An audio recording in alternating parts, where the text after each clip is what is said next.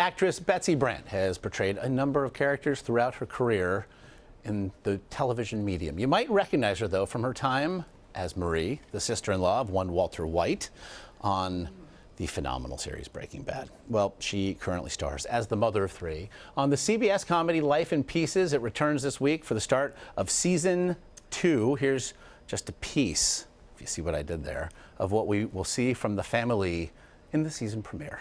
Who are we to say what makes a family? I mean, people told us we would never work, but they were wrong. So wrong. Just because we're brother and sister doesn't mean that we can't raise a family together. I know what you're thinking. We don't look anything alike. Yeah, that's what we're thinking. Well, when Clementine's dad left me, Spencer vowed to help me raise the kids, and he's been there for us ever since. That's what family does. When your sister needs you, you step up and fill the hole. Oh, and he felt it, and then some. I love you, Uncle Dad. Oh, it's so sweet. But they're just kids, so there's no reason for them to be married. There is a big reason. And it's getting bigger every day. Oh, my God. We're in love. Oh. Why would you phrase it like that? I am in no way ready to be a grandmother. Oh, I say bring it on. You could look at camera 3. We had it brought in special for you, Betsy. Oh, my gosh, I have my own camera? Yeah. I've never been treated so well. Yeah, and you're going to launch I have the this space thing shuttle in my hair. and I have all these buttons to push. I love the news. Well, I'm in the it's wrong everything. business. You This is are. much more. Oh, my thing just fell out. It's okay. No, don't worry, I got it. I do my own stunt work. So now I'm very much looking forward to this premiere. It's a reminder of the ensemble. You know, with ensemble pieces, you frankly get you're as good or as bad as they are, and this one is this good. Diane Wiest plays my mother. Yeah. Not too shabby for Betsy or anybody else on the show. Yeah. Jim Brolin, Colin Hanks, Tommy Sadowski. It's just in Dan Bacadal, who plays my husband. Sorry, I'm picking up radio stations. Okay. I don't know if you are. And some traffic around Times Square. I have to say, it's almost too much fun. Yeah. Sometimes I feel guilty, but not enough to not do it.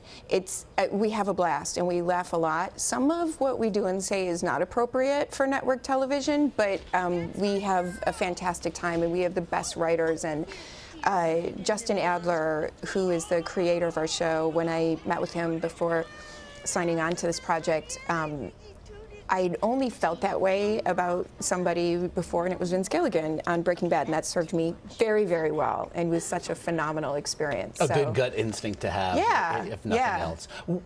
Was there a time during the first season where you felt like you were all finding your footing? How long did that take? Well, you know, I have only done one other comedy on TV, which was the Michael J. Fox show. I've heard of him. Yeah.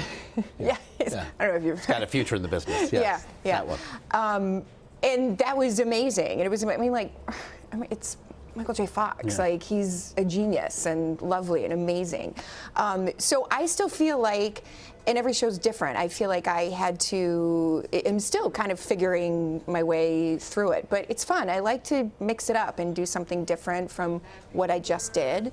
And I mean, this is definitely different from Breaking Bad. So what was or Masters of Sex or Parenthood. What was it like to go from Breaking Bad to this, creatively, artistically, for you? I always, when I'm doing a comedy, I'm like, oh man, I miss the drama. Yeah. Which is why then, you know, I'll do a dramatic movie during hiatus. I have a movie coming out in January that I'm extremely proud of. It's wildly different from Life in Pieces. What is it? It's called Claire in Motion. I play a math professor. Every time I say that, I laugh in my head. But it's a great story. It's about this math professor whose husband is also a professor, and he does these survival hikes. And he goes on a hike, and he doesn't come back. And so it's really, you know, when you think you know something for sure, it rattled me. That story just rattled me. It was considering your recent work, if it rattled you, considering that series we spoke about before, then it's obviously a rattling experience. Colin Hanks was here, talked about drawing on his experiences. He did. Thinks you're mostly awesome. Oh, okay. Except for that one thing. Yeah, I know he's kind of picky though in a weird way, but we love him.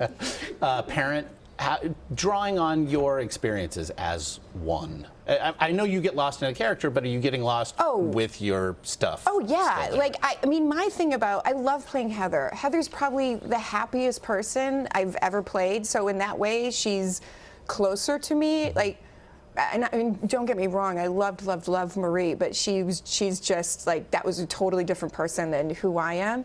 But there's I think a lot of me in Heather, you know, and especially the mom stuff. I feel like, you know, as a parent, those are the moments you're like, this is so funny. If I tried to sell this in a script, they would be like, get out of my office. That's too crazy. That would never happen. That would never happen.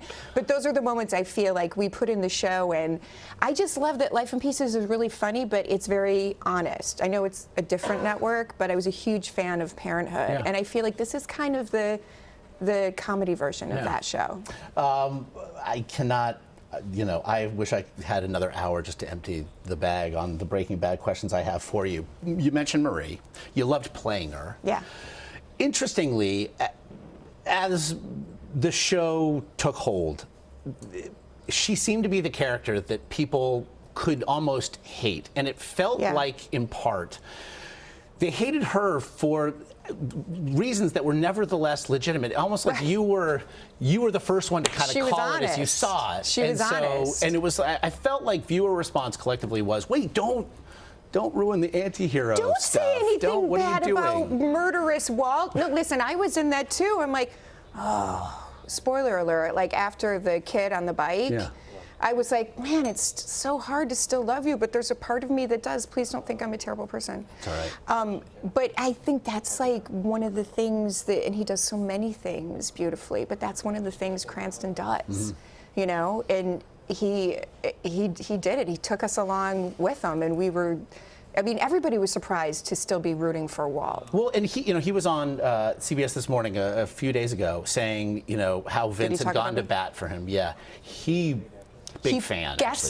He guest starred on X-Files years before Breaking Bad. Oh, so that was the years before Malcolm. Vince, Brian. Yeah, and Vince remembered that because he played this character that was very unlikable, but Brian brought something. Well, and he said, like, you know, him. I felt like I had to go fight because, of course, he's coming off Malcolm in the Middle. Yeah. When did you have a sense that Breaking Bad was suddenly going to be what it was? Well, I didn't know it would be what it was, but I knew it was amazing. Yeah. Season 1, I can tell you that moment. Season 1, the intervention scene with the pillow. Yeah. It's a long scene, and I feel like in that moment, everybody became crystal clear to me. I've had that on Life in Pieces too, when we have a big family moment, and I'm like, I see you, and you see everybody's place in the show and how they need it. And to me, that's what's exciting about going to work, is it's the work you get to do and the people you get to work with. And I have to say, like, I've been really, really, really, really fortunate. I mean, when you just touch on the recent stuff, you really I mean, good work finds you, although I would say luck is a residue of design. Oh, I like that. Yeah, you can borrow residue is a little bit gross, I think, it's just but like it's a non-specific reference. I think though. residue is kind of what happened to Trump's star in LA. I feel like there was a residue on it. I like Someone what you put a did there. residue I on like what it. you did there. See, now we're discussing the news. Something I know that once you'd hoped to do. I did. I used to play news when I was a kid. Yeah. Newscaster. Sit at my table and read my papers. And then because that's really all you guys do. And then you wisened up. Then I told you acting is just so much more straightforward. I think it all worked out for you. And I do want to say this. I want to see Maria on Better Call Saul. I do. Oh, you know, I think that might happen. I think that might happen. I'm beginning it now. I love those guys. That's a great show too. Great show too. I love that you're watching it. It's phenomenal. It's really good. They're Oh my yelling at me God. now, but who knew Bob Odenkirk actually had this in him? Oh, I'm not surprised. But how about, can we talk about the finale of the last season? Which is remarkable. The whole again, you guys haven't. I know we have Yelled to go. at my TV. We got to go. If you had your thing in your ear, they'd be screaming at you. Hey, that is not how you talk to a person. Oh my gosh. Betsy Brandt, thank you for being here. Thank you. You can now launch the space shuttle. Oh, okay. 10, 9, Houston? No, let's just get to like 3, 2, 1. Okay, what? Surprise! Yeah, good. Thank you. 10, 9, 8, 7. Thank Then you. I do it. I've got to push to the product now. Life in Pieces. It's the season 2 premiere this Thursday, 9:30. And for you folks in the Central Time Zone, 8:30.